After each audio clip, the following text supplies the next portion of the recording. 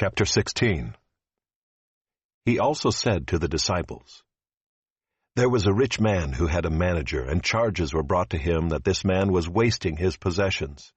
And he called him and said to him, What is this that I hear about you?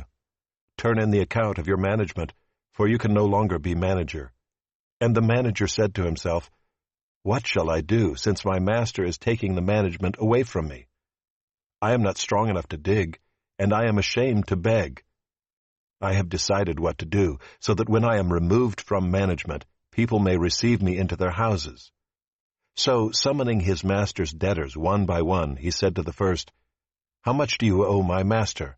He said, 100 measures of oil. He said to him, Take your bill and sit down quickly and write 50. Then he said to another, And how much do you owe? He said, 100 measures of wheat.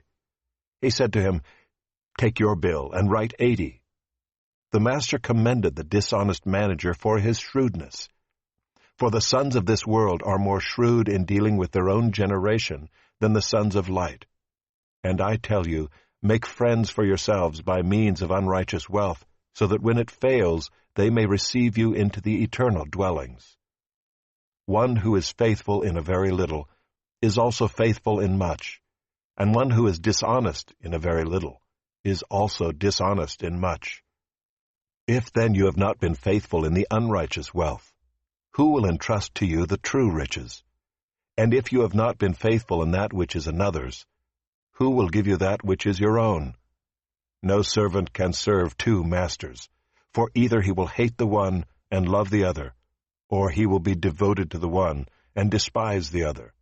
You cannot serve God and money. The Pharisees, who were lovers of money, heard all these things, and they ridiculed him. And he said to them, You are those who justify yourselves before men, but God knows your hearts. For what is exalted among men is an abomination in the sight of God. The law and the prophets were until John. Since then the good news of the kingdom of God is preached, and everyone forces his way into it. But it is easier for heaven and earth to pass away than for one dot of the law to become void. Everyone who divorces his wife and marries another commits adultery, and he who marries a woman divorced from her husband commits adultery. There was a rich man who was clothed in purple and fine linen, and who feasted sumptuously every day. And at his gate was laid a poor man named Lazarus, covered with sores, who desired to be fed with what fell from the rich man's table. Moreover, even the dogs came and licked his sores. The poor man died and was carried by the angels to Abraham's side. The rich man also died and was buried, and in Hades, being in torment, he lifted up his eyes and saw Abraham far off, and Lazarus at his side.